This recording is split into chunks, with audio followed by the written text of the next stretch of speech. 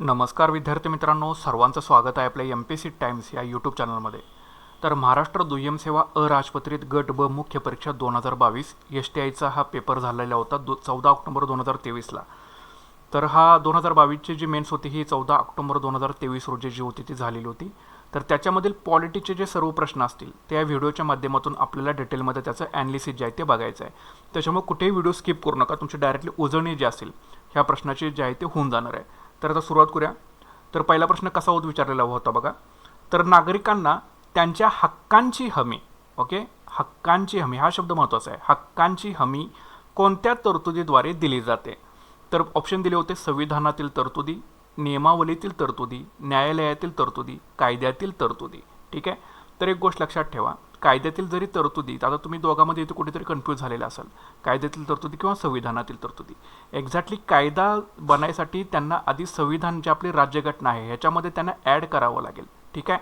So याचं उत्तर काय येणार आहे? तर याचं उत्तर येणार आहे ऑफकोर्स पर्याय क्रमांक 1 संविधानातील तरतुदी. ठीक आहे. आता इथं हक्कांची हमी विचारलेली आहे.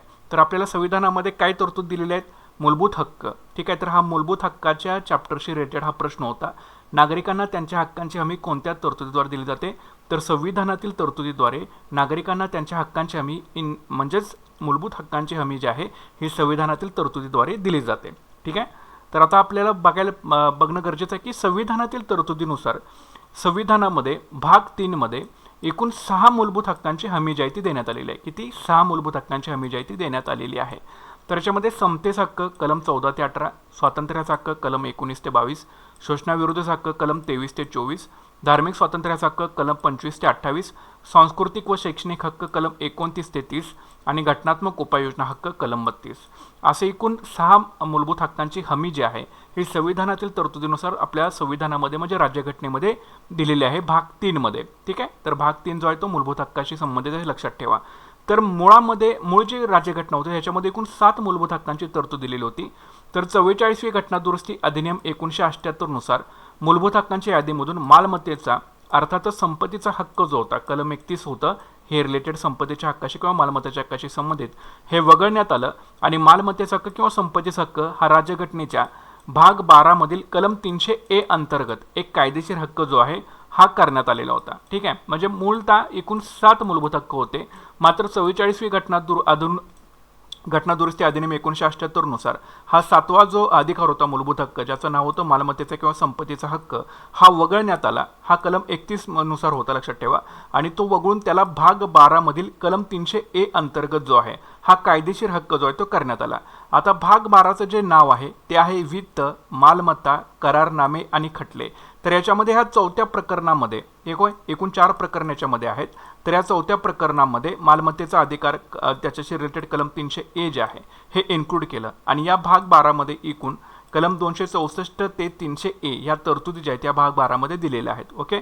आणि जे मूलभूत हक्क आहेत हे कलम 12 ते 35 ह्या दरम्यानमध्ये आपल्याला भारतीय राज्यघटनेच्या मध्ये सांगितलं गेलेलं आहे आणि यासाठीची जी प्रेरणा आहे मूलभूत हक्क जे आहे ते अमेरिकेच्या राज्यघटनेपासून आपण घेतलेली आहे. ठीक आहे. तर ह्या गोष्टी तुम्हाला याच्यामध्ये लक्षात ठेवणं हे गरजेचं आहे. तर काय प्रश्न होता? तर नागरिकांना त्यांच्या हक्कांची हमी कोणत्या तरतुदीद्वारे दिली जाते? तर संविधानातील तरतुदीद्वारे नागरिकांना त्यांच्या हक्कांची हमी जी आहे ही दिली जाते.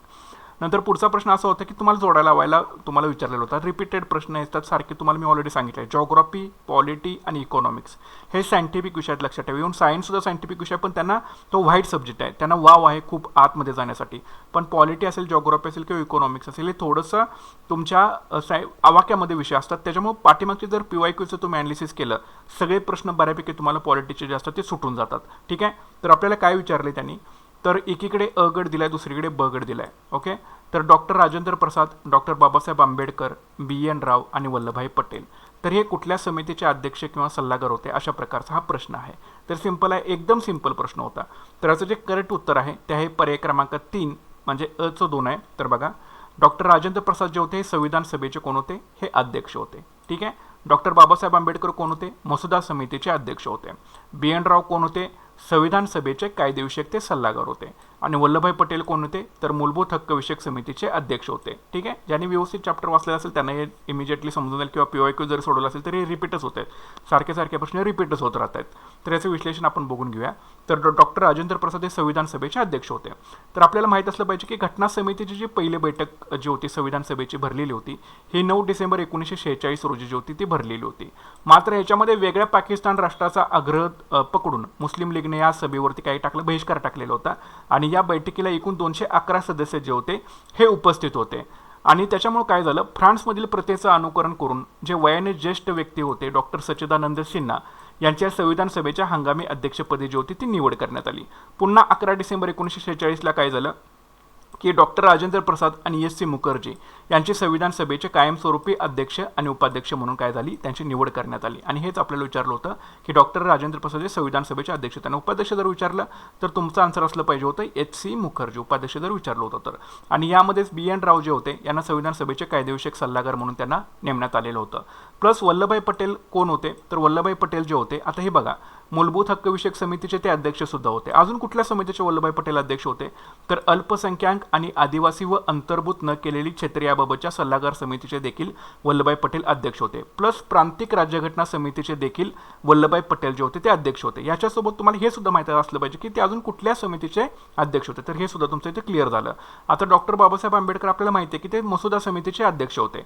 यासोबतच आणखीन ते कोणत्या समितीचे अध्यक्ष होते तर सल्लागार समिती असेल, मूलभूत हक्क उपसमिती असेल, अल्पसंख्याक उपसमिती असेल, संघराज्य घटना समिती असेल, तर या समितीचे देखील डॉक्टर बाबासाहेब आंबेडकर काय होते अध्यक्ष होते. तर हे सुद्धा तुम्ही कुठेतरी लिहून ठेवा.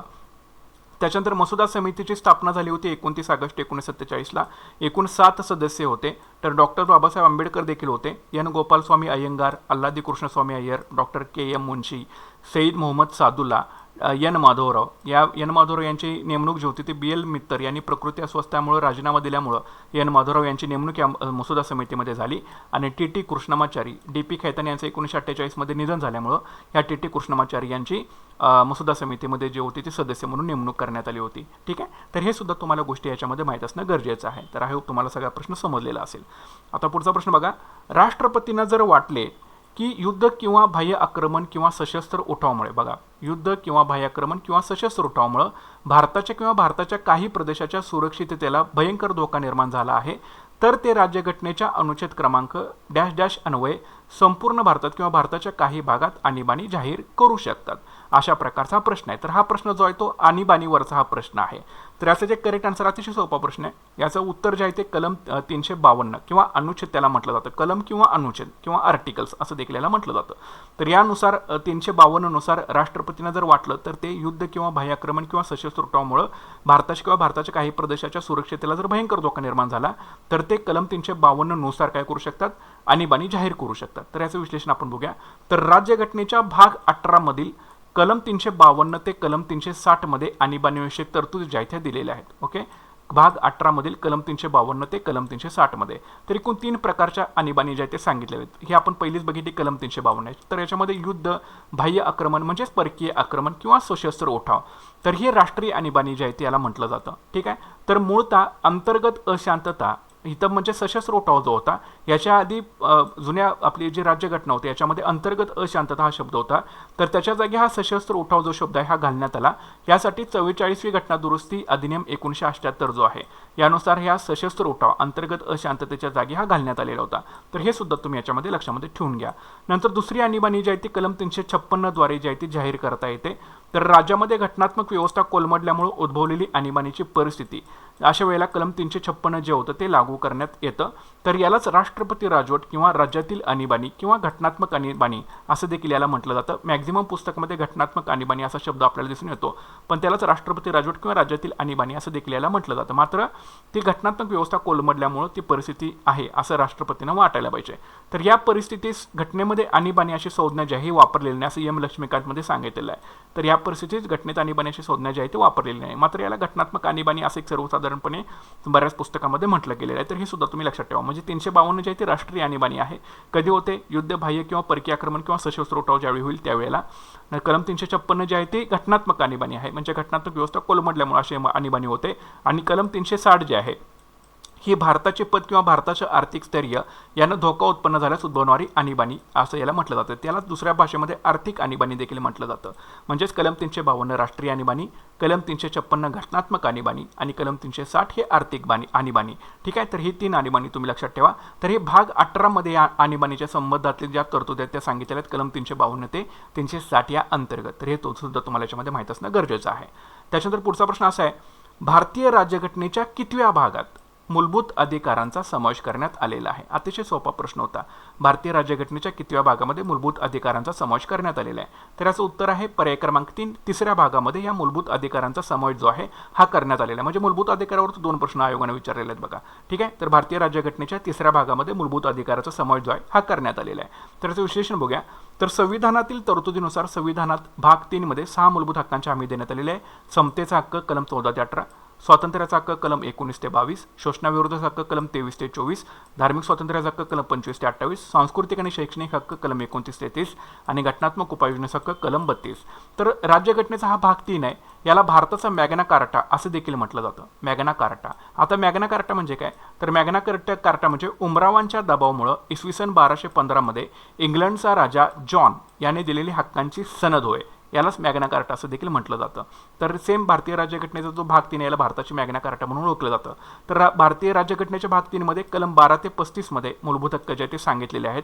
आणि मूलभूत हक्क आपल्या भारतीय राज्यघटनेमध्ये अमेरिकेच्या राज्यघटनेची प्रेरणा घेऊन जे आहे, म्हणजे प्रेरणा स्रोत जे आपण मला म्हणतो, तर त्यानुसार आपल्या भारतीय राज्यघटनेमध्ये त्याचा समावेश केलेला आहे. इतर सर्व देशापेक्षा विस्तृत जे असे अधिकार आहेत, मूलभूत हक्क जे आहेत, हे आपल्या भारतीय राज्यघटनेमध्ये आहेत. ठीक आहे, आणि तिसऱ्या भागातील तिसऱ्या प्रकरणात न्यायालयाद्वारा लागू करता येतील असे मूलभूत हक्कांची सूची जी आहे हे दिले गेलेले आहे. तिसऱ्या भागातील तिसऱ्या प्रकरणामध्ये न्यायालयाद्वारा लागू करता येतील असे मूलभूत हक्कांची सूची जी आहे आपल्या भारतीय राज्यघटनेमध्ये जी आहे ती दिली गेलेली आहे. तर तुम्ही लक्षात ठेवा आहे. ठीक आहे, त्याच्या पुढचा प्रश्न बघा. भारतीय राज्यघटनेतील कलम 36 ते 51 अनुसार असलेली राज्याची मार्गदर्शक तत्वे यासंबंधी पुढीलपैकी अयोग्य विधान कुठले आहेत? आता प्रश्न केअरफुली वाचायचा. आपल्याला विधान योग्य विचारलेलं आहे की अयोग्य विचारलेलं आहे? भारतीय राज्यघटनेतील कलम 36 ते 51 नुसार असलेली राज्याची मार्गदर्शक तत्वे यासंबंधी पुढील विधानापैकी अयोग्य विधान कुठले आहेत? नागरिकांसाठी समान नागरी कायदा, एक्झॅक्टली हे जे आहे हे बरोबर आहे. कायद्यासमोर समानता, ॲक्च्युली हा जो आहे हा काय एक मूलभूत अधिकार आहे. ठीक आहे, हा मार्गदर्शक तत्व नाही, हे मूलभूत अधिकार आहे. त्याच्यानंतर धार्मिक व्यवहारांचं व्यवस्थापन करण्याचं स्वातंत्र्य हे देखील मूलभूत अधिकार आहे. ठीक आहे, जो आपण मगाशी बघितलं स्वातंत्र्याचा अधिकार असेल किंवा शैक्षणिक असेल किंवा ते सगळे जे आपण मूलभूत अधिकार मगाशी तुम्हाला मी सांगितलं ते चार्टमधले, तर तेच आहेत. धार्मिक स्वातंत्र्य असेल, शैक्षणिक स्वातंत्र्य असेल, हे ज्या सगळ्या गोष्टी ते मूलभूत अधिकार आहेत. मात्र नागरिकांसाठी समान नागरी कायदा आहे आणि औद्योगिक व्यवस्थापनामध्ये कामगारांचा सहभाग आहे, हे काय ते मार्गदर्शक तत्व आहेत. अशा प्रकारे त्यांनी प्रश्न आपल्याला जो आहे तो विचारलेला होता. याचं उत्तर तुम्हाला ब आणि क हे काय आहेत, हे चुकीचे आहेत. म्हणजे अयोग्य विधान निवडा असं त्यांनी विचारलं होतं. तर हे 2 चुकीचे आहेत आणि बाकीचे जे 2 आहेत ते बरोबर आहेत. तर आता हे आपल्याला बघायचं आहे. तर याच्यामध्ये बघा, मार्गदर्शक तत्वांचा जो समावेश आहे हा भारतीय राज्यघटनेमध्ये भाग 4 मध्ये जो आहे तो केलेला आहे. एकूण कलम 36 ते 51 मध्ये हे मार्गदर्शक तत्वे जे आहेत ती दिलेली आहेत. आणि यासाठी प्रेरणा जी आहे ही आयर्लंड या देशाकडून आपण प्रेरणा जी आहे ती घेतलेली आहे आणि त्यांचा प्रेरणा घेऊन आपल्या भारतीय राज्यघटनेमध्ये मार्गदर्शक तत्वे जी आहेत ती समावेश केलेली आहेत. आता कलम 36 ते 51 तुम्हाला डायरेक्टली यादी सांगतो, तर लक्षात ठेवा. कलम 36 मध्ये राज्यसंस्था या शब्दोल्लेखाची व्याख्या भाग 3 मधील कलम 12 मध्ये दिलेल्या व्याख्याप्रमाणेच असेल. म्हणजे राज्यसंस्था या शब्दोल्लेखाची व्याख्या कलम 36 मध्ये केलेली आहे. कलम 37 जे आहे भाग 4 मधील मार्गदर्शक तत्वे कोणत्याही न्यायालयाकरवी न्यायप्रविष्ट नसतील, पण तरीसुद्धा ही तत्वे देशाच्या व्यवहाराच्या दृष्टीने मूलभूत आहेत आणि कायदे करताना ही तत्वे लागू करणे हे राज्यसंस्थेचे कर्तव्य असेल. म्हणजे न्यायप्रविष्ट नसतात मार्गदर्शक तत्वे जे असतात ते, मात्र मूलभूत हक्क न्यायप्रविष्ट असतात. कलम 38 जे आहे नंतर राज्याने लोककल्याणाच्या संवर्धनासाठी समाज व्यवस्था प्रस्थापित करण्याविषयीचं हे कलम 38 जे आहे ते मार्गदर्शक तत्व आहे. आणि कलम 39 जे आहे हे राज्याने अनुसरवायच्या धोरणाची विशिष्ट तत्वे ह्याच्यामध्ये सांगितले आहेत. मग याच्यामध्ये कुठली तत्व सांगितलेत? स्त्री व पुरुष नागरिकांना म्हणजे कलम 39A, कलम 39B, कलम 39C, कलम 39D, कलम 39E आणि कलम 39F असं सुद्धा तुम्ही याला म्हणू शकता, किंवा अ, ब, क, ड, ई आणि ई असं सुद्धा याला म्हणू शकता. आता आयोग जसं कन्सिडर करेल तसं, पण हे तुम्ही पाठ करून ठेवा, सिक्वेन्स अजिबात याचा चुकू नका. तर कलम 39A मध्ये काय सांगितले? स्त्री व पुरुष नागरिकांना उपजीविकेचे पुरेसे साधन मिळवण्याचा हक्क सारखाच असला पाहिजे. समाजाच्या भौतिक साधन संपत्तीची मालकी व नियंत्रण यांची विभागणी सामूहिक हिताला सर्वाधिक उपकारक होईल अशा रीतीने व्हावी. आर्थिक व्यवस्थेच्या राबवणुकीमुळे सामूहिक हितास बाधक होईल अशा प्रकारे संपत्ती उत्पादन साधने यांचे केंद्रीकरण होऊ नये. पुरुष व स्त्रिया दोघांनाही समान कामाबद्दल समान वेतन मिळावं. स्त्री व पुरुष कामगारांचे आरोग्य व ताकद आणि बालकांचे कोवळे वय यांचा दुरुपयोग करून घेण्यात येऊ नये आणि नागरिकांना आर्थिक गरजेपोटी त्यांचे वय किंवा ताकद यास न पेलणाऱ्या व्यवसायात शिरणे भाग पाडू नये. नंतर बालकांना निरामय पद्धतीने आणि मुक्त व प्रतिष्ठापूर्वक वातावरणात आपला विकास करण्याची संधी व सुविधा दिल्या जाव्यात आणि बालके व युवक यांना शोषणापासून व नैतिक भौतिक उपेक्षेपासून संरक्षण दिले जावं, असे कलम 39A मध्ये आपल्याला कलम सांगितलं. मग इथं तुम्हाला ए विचारतील, इथं तुम्हाला बी विचारतील, सी विचारतील, डी विचारतील किंवा ई विचारतील आणि एफ विचारतील किंवा इथं रोमनमध्ये विचारू शकतात. असं टाईप तुम्हाला रोमन 1, रोमन 2, रोमन 3, 4, 5, 6 वगैरे असं हे रोमन अंकामध्ये तुम्हाला विचारू शकतात. मात्र हे आहे असं तुम्हाला माहीत असणं हे गरजेचं आहे. तर कलम 39 मध्ये ह्या A to F पर्यंत ह्या तरतुदी आहेत, तर हे तुम्हाला माहीत असणं गरजेचं आहे. प्लस कलम 39A काय सांगतं, समान न्याय आणि कायदेविषयक मोफत आहे, तर हे सुद्धा एक मार्गदर्शक तत्व आहे. कलम 40 जे आहे ग्रामपंचायतीचं संघटन, हे सुद्धा एक मार्गदर्शक तत्व आहे. कलम 41 असं सांगतं की कामाचा शिक्षणाचा विशिष्ट बाबतीत म्हणजेच बेकारी, वार्धक्य, आजार व विकलांगतेच्या स्थितीत सार्वजनिक सहाय्याचा अधिकार. कलम 42 सांगतं कामाचे न्याय व मानवीय स्थिती व प्रसूती सहाय्य यासाठी तरतूद. कलम 43 मध्ये कामगारांना निर्वाह वेतन. कलम 43A उद्योगधंद्याच्या व्यवस्थापनामध्ये कामगारांचा सहभाग. कलम 43B सहकारी सोसायट्यांना प्रोत्साहन. हे मार्गदर्शक तत्व जे आहे सहकारी सोसायट्यांना प्रोत्साहन हे 97वी घटना दुरुस्ती कायदा 2011 अन्वये समाविष्ट करण्यात आलेलं होतं. कलम 44 नागरिकांना एकरूप नागरी संहिता म्हणजे युनिफॉर्म सिव्हिल कोड ज्याला म्हटलं जातं किंवा समान नागरी संहिता. ठीक आहे, हे लक्षात ठेवा. कलम 45 जे आहे 6 वर्षाखालील बालकांचे संगोपन आणि शिक्षणाची तरतूद, हे कलम 45 मध्ये मार्गदर्शक तत्वामध्ये सांगितलं आहे. कलम 46 मध्ये असं सांगितले की अनुसूचित जाती जमाती आणि इतर दुर्बल घटक यांचं शैक्षणिक आणि आर्थिक हित संवर्धन. कलम 47 आहे पोषणमान व राहणीमान उंचावणे आणि सार्वजनिक आरोग्य सुधारणे हे राज्याचं कर्तव्य असेल. कलम 48 कृषी व पशुसंवर्धन यांचं संघटन. कलम 48A पर्यावरणाचे संरक्षण व संवर्धन आणि वने व वन्यजीवाचे रक्षण करणे. कलम 39 राष्ट्रीय महत्त्वाची स्मारके व स्थाने आणि वस्तू यांचे संरक्षण करणे. कलम 50 न्यायव्यवस्था कार्यकारी व्यवस्थेपासून अलग ठेवणे आणि कलम 51 आंतरराष्ट्रीय शांतता व सुरक्षा यांचे संवर्धन. याद्वारे राज्य काय करेल, आंतरराष्ट्रीय शांतता व सुरक्षा यांचं संवर्धन करेल, राष्ट्रामध्ये न्यायसंगत आणि सन्मानपूर्वक संबंध राखेल आणि संघटित समाजांच्या आपापसातील व्यवहारामध्ये आंतरराष्ट्रीय कायदा व तहाची बंधने याप्रती आदरभावना जोपासेल आणि आंतरराष्ट्रीय तंटे लवादाद्वारे सोडवण्यास प्रोत्साहन देईल किंवा त्यासाठी प्रयत्नशील राहील. तर अशा प्रकारे 36 ते 51 जी कलम आहेत ही तुमची तोंडपाठ असली पाहिजेत की कुठल्या कलमामध्ये कुठली तरतूद जी आहे ती केलेली आहे. ठीक आहे, म्हणजे तुम्हाला नंतर काहीच प्रॉब्लेम येणार नाही. तुम्हाला कलम ऑलरेडी सांगितलेले आहेत तर व्यवस्थितरित्या हे लक्षामध्ये ठेवून घ्या. ठीक आहे, यालाच अनुच्छेद असं देखील म्हणतात किंवा आर्टिकल असं देखील कलमांना हा पर्यायी शब्द आहे. तर तुम्हाला जो सुटेबल वाटेल तो तुम्ही शब्द त्याला म्हणू शकता. ठीक आहे, नंतर पुढचा प्रश्न बघा. 71व्या घटना दुरुस्ती कायदा 1992 द्वारे भारतीय संविधानाच्या 8व्या परिशिष्टामध्ये खालीलपैकी कोणत्या भाषा जोडण्यात आलेल्या आहेत. आता परिशिष्टावरती प्रश्न सारखे आयोग विचारायला लागलेला आहे, त्याच्यामुळे जी काही परिशिष्ट आहेत त्यामधल्या सगळे तुम्हाला एक माहिती जी आहे ती माहीत असणं गरजेचं आहे. तर हा जो प्रश्न आहे हा जो भाषा आहे त्याच्याशी रिलेटेड सुद्धा तुम्ही याला कन्सिडर करू शकता. तर 71वा घटना दुरुस्ती कायदा 1992 द्वारे भारतीय संविधानाच्या 8व्या परिशिष्टामध्ये खालीलपैकी कोणत्या भाषा जोडण्यात आलेल्या होत्या. तर याचं जे करेक्ट आन्सर आहे ते आहे पर्याय क्रमांक 1 कोकणी, मणिपुरी आणि नेपाळी. या ज्या 3 भाषा आहेत या 71व्या घटना दुरुस्ती कायदा 1992 द्वारे आपल्या संविधानाच्या 8व्या परिशिष्टामध्ये जोडण्यात आलेल्या होत्या. तर बघा आता जी सिंधी आपल्याला पर्यायामध्ये विचारलेली होती तर सिंधी आता ही आपल्याला इथे विचारलेली आहे बघा सिंधी. ठीक आहे, तर ही जी भाषा आहे ही 21वी घटना दुरुस्ती 1967 द्वारे आपल्या भारतीय राज्यघटनेमध्ये समाविष्ट करण्यात आलेली होती आणि सिंधी भाषा ॲड केल्यानंतर ही 15वी भाषा जी आहे ही ठरलेली होती, लक्षात ठेवा. ठीक आहे, तर याच्या आधी 14 भाषा होत्या पण सिंधीचा ॲड केल्यानंतर ही 15वी भाषा जी आहे ही ठरलेली होती 21वी घटना दुरुस्ती 1967 अंतर्गत. त्याच्यानंतर 71वी घटना दुरुस्ती 1992 नुसार परिशिष्ट आतमध्ये कोकणी, मणिपुरी आणि नेपाळी या 3 भाषांचा समन्वयाने समावेश करण्यात आला. त्याच्यामुळे 8व्या परिशिष्टामधील भाषांची एकूण संख्या जी झाली ही 18 झाली. ठीक आहे, किती झाली 18 झाली, लक्षात ठेवायचे.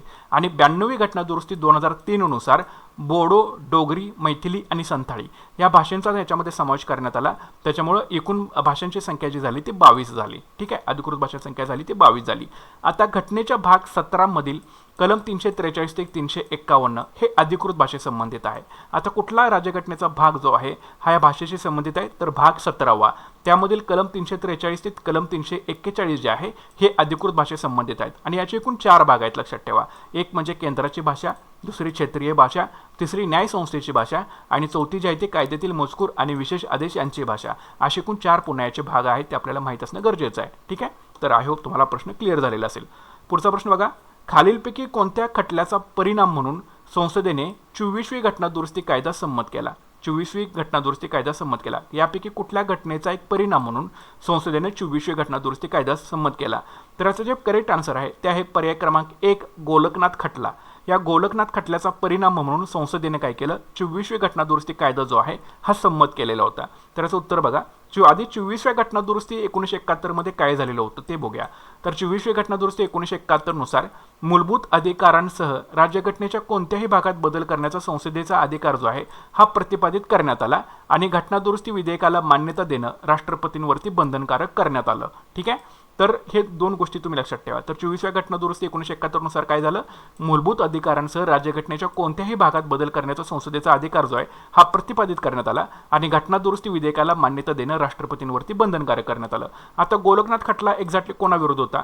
तर गोलकनाथ विरुद्ध पंजाब राज्याचा हा 1967 सालचा खटला होता. ठीक आहे. तर या खटल्यामध्ये आधी सर्वोच्च न्यायालयानं असं सांगितलेलं होतं की तुम्ही संसद जे आहे हे मूलभूत अधिकारामध्ये बदल करू शकत नाही. मग याला संसदेनं प्रत्युत्तर म्हणून काय केलं? सर्वोच्च न्यायालयाच्या निर्णयाला प्रत्युत्तर म्हणून संसदेनं 24वी घटनादुरुस्ती कायदा 1971 जो आहे तो संमत केला आणि या कायद्यानं कलम 13 आणि कलम 368 अनुसार मूलभूत हक्क कमी करण्याचा किंवा हिरावून घेण्याचा संसदेला अधिकार आहे आणि असा कायदा कलम 13 मधील कायदा या अर्थामध्ये समाविष्ट असणार नाही असं संसदेनं ठरवलं. ठीक आहे. म्हणजेच काय? मूलभूत अधिकारांसह राज्यघटनेच्या कुठल्याही भागामध्ये बदल करण्याचा संसदेचा अधिकार जो आहे हा प्रतिपादित करण्यात आलेला होता. ठीक आहे. तर त्याच्यामुळे अतिशय सिंपल आहे. जर तुम्ही व्यवस्थित वाचलं तर तुम्हाला सगळ्या गोष्टी समजून जाणार आहेत. त्याच्यामुळे व्यवस्थित केअरफुली बघा. ठीक आहे. तर काय प्रश्न होता? कोणत्या खटल्याचा परिणाम म्हणून संसदेने 24वी घटनादुरुस्ती कायदा संमत केला? तर गोलकनाथ खटला. ओके. पुढचा प्रश्न बघा. कलम डॅश डॅश अन्वये प्रत्येक भारतीय नागरिकाला कोणताही व्यवसाय करण्याचा किंवा कोणताही धंदा व्यापार किंवा उद्योग करण्याचा काय? तर कलम याचं उत्तर होतं कलम 19(1)G. ओके. 19(1)G नुसार कलम 19(1)G नुसार अन्वये प्रत्येक भारतीय नागरिकाला कोणताही व्यवसाय करण्याचा किंवा कोणताही धंदा किंवा व्यापार किंवा उद्योग करण्याचा हक्क आहे. त्याचं विश्लेषण बघूया. तर हे स्वातंत्र्याच्या हक्कामध्ये राईट टू फ्रीडम मध्ये आपल्याला गोष्टी सांगितलेल्या आहेत. तर कलम 19 याच्या संदर्भातला आहे. तर कलम 19 मध्ये काय सांगितलेलं आहे? भाषण स्वातंत्र्य इत्यादी संबंधीच्या विवक्षित हक्कांचं संरक्षण म्हणजे प्रोटेक्शन ऑफ सर्टन राईट्स असे कलम 19 मध्ये सांगितले आहे आणि कलम 19(1)A अन्वये सर्व नागरिकांना पुढील 6 स्वातंत्र्याचा हक्क जे आहे ते प्रदान करण्यात आलेले आहेत. तर त्याच्यामध्ये 19(A) मध्ये सांगितले भाषण व अभिव्यक्ती यांच्या स्वातंत्र्याचा हक्क. कलम 19(B) मध्ये सांगितले शांततेने व विनाशस्त्र एकत्र जमण्याच्या स्वातंत्र्याचा हक्क. कलम 19(C) मध्ये सांगितले संघटना किंवा संघ स्थापन करण्याच्या स्वातंत्र्याचा हक्क. कलम 19(D) मध्ये सांगितले भारताच्या राज्यक्षेत्रात सर्वत्र मुक्तपणे संचार करण्याचा स्वातंत्र्याचा हक्क. कलम 19(E) मध्ये सांगितले भारताच्या राज्यक्षेत्राच्या कोणत्याही भागात राहण्याच्या व स्थायिक होण्याच्या स्वातंत्र्याचा हक्क. आणि कलम 19(G) मध्ये सांगितले कोणताही पेशा आचरण्याचा अथवा कोणताही व्यवसाय व्यापार किंवा धंदा चालवण्याचा शैक्षणिक किंवा उद्योग चालवण्याचा स्वातंत्र्याचा हक्क. तर हे कलम 19(G) मध्ये आपल्याला सांगितले. ओके. कलम 19(G) मध्ये या गोष्टी ज्या आहेत हे आपल्याला सांगितलेल्या आहेत कलम 19(1)G मध्ये. ओके. तर लक्षात ठेवा. आता इथे कलम 19 सांगितले कलम 19(1)G. ठीक आहे. कलम 19(1)G असं तुम्ही हे लक्षामध्ये ठेवून घ्या सगळ्या गोष्टी आणि हे व्यवस्थित लिहून घ्या. हे पाठ करून ठेवा. ह्याच्यावरती सारखं रिपीटेडली आयोग जे आहे ते प्रश्न आपल्याला विचारतं. ठीक आहे. तर कलम 19(1)A. ठीक आहे. कलम 19(1)A, कलम 19(2)B, कलम 19(2)C, कलम 19(2)D, कलम 19(2)E आणि कलम 19(2)G. ए मध्ये काय सांगितले? कलम 19(1)A मध्ये भाषण आणि अभिव्यक्ती यांच्या स्वातंत्र्याचा हक्क. 19(2)B मध्ये काय सांगितले? शांततेने व विनाशस्त्र एकत्र जमण्याचा स्वातंत्र्याचा हक्क. कलम 19(1)C मध्ये काय सांगितले? कलम 19(1)C मध्ये संघटना किंवा संघ स्थापन करण्याचा हक्क. कलम 19(1)D मध्ये काय सांगितले? भारताच्या राज्यक्षेत्रात सर्वत्र मुक्तपणे संचार करण्याचा स्वातंत्र्याचा हक्क. कलम 19(1)E मध्ये काय सांगितले? भारताच्या राज्यक्षेत्राच्या कोणत्याही भागात राहण्याचा स्थायिक होण्याचा स्वातंत्र्याचा हक्क. आणि कलम 19(G) मध्ये कोणताही पेशा आचरण्याचा अथवा कोणताही व्यवसाय व्यापार किंवा धंदा चालवण्याचा स्वातंत्र्याचा हक्क. ठीक आहे. तर हे सगळ्या गोष्टी तुम्ही हे लक्षात ठेवा. तर ही यातली ही कलम आहेत व्यवस्थित पाठ करून ठेवा. पुढचा प्रश्न बघा. काय प्रश्न आहे? केंद्रीय मंत्रिमंडळ हे सामूहिकरित्या संसदेला जबाबदार असते. राष्ट्रपतींची मर्जी असेपर्यंत केंद्रातील मंत्री पदावर राहू शकतात. विधेयकांच्या प्रस्तावासंदर्भात असलेले निर्णय राष्ट्रपतींना कळवणे हे पंतप्रधानांचं कर्तव्य आहे. ठीक आहे. आता एक साधं तुम्ही सिंपल लक्षामध्ये ठेवून घ्या. केंद्रीय मंत्रिमंडळ सामूहिकरित्या संसदेला जबाबदार असते का? तर असा ज्यावेळी तुमच्या समोर प्रश्न येईल त्यावेळी याचा आन्सर काय असणार आहे? एक्झॅक्टली नाही. ठीक आहे. कारण केंद्रीय मंत्रिमंडळ संसद ही कोणापासून संसद बनते, तर लक्षात ठेवा राज्यसभा आणि लोकसभा यांची मिळून संसद जी आहे ते बनलेली असते. मात्र केंद्रीय मंत्रिमंडळ हे सामूहिकरित्या कुणाला जबाबदार असते मग, तर केंद्रीय मंत्रिमंडळ सामूहिकरित्या लोकसभेला जबाबदार असते, ना की पूर्ण संसदेला. लक्षात ठेवा. ओके. कारण राज्यसभा ही स्थायी सभागृहच आहे, तर केंद्रीय मंत्रिमंडळ हे लोकसभेला जबाबदार असणार आहे. ते कसं, राज्यसभा हे स्थायी सभागृह असल्यामुळे ते विसर्जित करता येत नाही. मात्र केंद्रीय मंत्रिमंडळ जर लोकसभे विसर्जित झाली तर हे केंद्रीय मंत्रिमंडळ सुद्धा विसर्जित होणार आहे. त्याच्यामुळे केंद्रीय मंत्रिमंडळ सामूहिकरित्या लोकसभेला जबाबदार असते, ना की संसदेला जबाबदार असते. ठीक आहे. दुसरा असा प्रश्न आहे की राष्ट्रपतींची मर्जी असेपर्यंत केंद्रातील मंत्री पदावर राहू शकतात. हे बरोबर आहे. आणि विधेयकाच्या प्रस्तावासंदर्भात असलेले निर्णय राष्ट्रपतींना कळवणे पंतप्रधानांचं कर्तव्य आहे. हे देखील बरोबर आहे. तर याचं उत्तर काय असणार आहे? पर्याय क्रमांक 2 ब आणि क. तर बघा, कलम 75(3) नुसार केंद्रीय मंत्रिमंडळ सामूहिकरित्या कोणाला जबाबदार असते? हे लोकसभेला जबाबदार असते. लक्षात ठेवायचं कायम. कलम 75(2) नुसार केंद्रातील मंत्री राष्ट्रपतींची मर्जी असेपर्यंत पदावरती राहू शकतात. याचा अर्थ असा की राष्ट्रपती मंत्रिमंडळ लोकसभेचा विश्वास धारण करत असतानाही एखाद्या मंत्र्यास पदावरून दूर करू शकतात. तर हे लक्षात ठेवा. राष्ट्रपती मंत्रिमंडळ लोकसभेचा विश्वास धारण करत असताना एखाद्या मंत्र्यास पदावरून दूर करू शकतात. हे कलम 75(2) मध्ये सरळ सरळ सांगितलेलं आहे. आणि कलम 75(3) मध्ये काय सांगितले? केंद्रीय मंत्रिमंडळ सामूहिकरित्या लोकसभेला जबाबदार असताना. हेच आपल्याला आयोगाने विचारलेलं होतं. मात्र ते लोकसभेच्या ऐवजी आयोगाने संसदा प्रश्न पर्याय जो होता तो टाकलं होतं. त्यामुळे तिथंच आन्सर हे चुकून जात आहे. नंतर पंतप्रधान हे काय असतात? राष्ट्रपती आणि मंत्रिमंडळ यामधील दुवा असतात. ठीक आहे. आणि कलम 78 मध्ये पंतप्रधानांची कर्तव्य जी आहे ती सांगितलेली आहेत. आणि विधेयकाच्या प्रस्तावासंदर्भात असलेले निर्णय राष्ट्रपतींना कळवणं हे देखील पंतप्रधानांचं काय आहे? एक कर्तव्य आहे. तर या गोष्टी तुम्हाला या प्रश्नाच्या संदर्भामध्ये माहीत असणं हे गरजेचं होतं. ठीक आहे. त्याच्यानंतर पुढचा प्रश्न बघूया. भारतातील अविश्वासदर्शक ठरावासंदर्भात खालील विधाने लक्षात घ्या. काय सांगितलंय? भारताच्या राज्यघटनेमध्ये केंद्रीय मंत्रिमंडळाविरुद्धचा अविश्वासदर्शक ठराव असा उल्लेख जो आहे हा करण्यात आलेला नाही. म्हणजे नो कॉन्फिडन्स मोशन बद्दलचा हा प्रश्न आहे. ओके. नंतर दुसरा प्रश्न असा आहे की अविश्वासदर्शक ठराव हा केवळ लोकसभेतच मांडता येतो. तर याचा करेक्ट आन्सर काय आहे? तर याचा करेक्ट आन्सर आहे पर्याय क्रमांक 3. कारण का? तर भारताच्या राज्यघटनेमध्ये केंद्रीय मंत्रिमंडळाविरुद्धचा अविश्वासदर्शक ठराव हा जो शब्द आहे याचा उल्लेख कुठेही करण्यात आलेला नाही. आणि अविश्वासदर्शक ठराव जो आहे हा केवळ लोकसभेमध्येच मांडता येऊ शकतो. नो कॉन्फिडन्स मोशन जर तुम्ही वाचलेला असेल संसदेच्या चॅप्टरमधील तर तुम्हाला हा प्रश्न आरामामध्ये सुटला असता. तर याच्यामध्ये काय? तर कोणताही लोकसभा खासदार असेल जो 50 सहकाऱ्यांचा पाठिंबा मिळवू शकतो तो कोणत्याही वेळी मंत्री परिषदेविरुद्ध अविश्वास प्रस्ताव जो आहे हा आणू शकतो. ठीक आहे. लोकसभेतच अविश्वास ठराव मांडता येतो, तो राज्यसभेमध्ये मांडता येत नाही. अविश्वासदर्शक ठराव असा उल्लेख राज्यघटनेमध्ये कुठेही करण्यात आलेला नाही. अविश्वासदर्शक ठराव किंवा त्याला प्रस्ताव देखील म्हटलं जातं हा लोकसभेत मांडण्याची कारणे देणे जे असतं ते आवश्यक नसते. जर तुम्ही लोकसभेमध्ये हा प्रस्ताव मांडताय अविश्वासदर्शक ठराव तर त्याला कारणे देण्याची कुठलीही गरज नसते. हा प्रस्ताव केवळ संपूर्ण मंत्रिमंडळाविरुद्ध मांडता येतो. लक्षात ठेवा. हा अविश्वासदर्शक ठराव आहे हा संपूर्ण मंत्रिमंडळाविरुद्धच मांडता येतो, ना की एका मंत्र्याविरुद्ध. मंत्रिमंडळावर लोकसभेचा विश्वास आहे किंवा कसे पडताळण्यासाठी प्रस्ताव मांडला जातो. आणि हा जर प्रस्ताव लोकसभेमध्ये मंजूर झाला तर मंत्रिमंडळाला काय करावं लागतं? राजीनामा द्यावा लागतो, म्हणजे सरकार कोसळतं. तर अशा प्रकारचा अविश्वासदर्शक ठराव किंवा प्रस्ताव आहे. तर हे तुम्हाला माहीत असणं गरजेचं आहे. मात्र असा प्रस्ताव मांडण्यासाठी 50 सहकाऱ्यांचा पाठिंबा असणं एखाद्या लोकसभेच्या खासदाराला, तर त्यावेळीच तो अविश्वासदर्शक ठराव जो आहे तो मंत्री परिषदेविरुद्ध किंवा मंत्रिमंडळाविरुद्ध जो आहे तो आणू शकतो किंवा राबवू शकतो. तर ते अशा प्रकारचा हा तुम्हाला प्रश्न जो होता तो विचारलेला होता. तर काय की भारताच्या राज्यघटनेमध्ये केंद्रीय मंत्रिमंडळाविरुद्धचा अविश्वासदर्शक ठरावाचा उल्लेख कुठेही करण्यात आलेला नाही. आणि अविश्वासदर्शक ठराव केवळ लोकसभेमध्येच मांडता येतो. म्हणजे नो कॉन्फिडन्स मोशनवरचा हा प्रश्न आहे. तर या गोष्टी तुम्हाला याच्यामध्ये माहीत असणे हे गरजेचे होत्या. ठीक आहे. तर अशा प्रकारचे प्रश्न जे होते ते STIच्या मेन्समध्ये आयोगानं पॉलिटीवरती विचारलेले होते. अतिशय सोपे प्रश्न जे होते ते विचारलेले होते. लक्षात ठेवा. यासाठी तुमची पूर्व निघणं फार गरजेचं आहे. लक्षात ठेवा. मेन्स ही खूप साचेबद्ध आहे, पण तुमची पूर्व जर निघाली नाही ना तर तुमचं अवघड होतं मग गोष्टी. त्याच्यामुळे पूर्ववरती सुद्धा फोकस करा. आता पूर्वचा जो अभ्यासक्रम आहे तोच मेन्सला आहे, तेच तुम्हाला वाचायचं आहे. त्यामुळे सारखं वाचा, रिपीटेडली वाचा. PYQचं ॲनालिसिस सारखं करत चला, म्हणजे तुमचा कॉन्फिडन्स लेवल जो आहे तो बुस्टअप होऊन जाईल. आणि अशाच प्रकारच्या ॲनालिसिससाठी आपला व्हिडिओला नक्कीच लाईक करा, जास्तीत जास्त लाईक करा, शेअर करा. चॅनलवरती नवीन असाल तर नक्की चॅनल आपलं सबस्क्राईब करून घ्या. भेटूया पुढच्या व्हिडिओ सेशनमध्ये. Thanks for watching guys and all the best.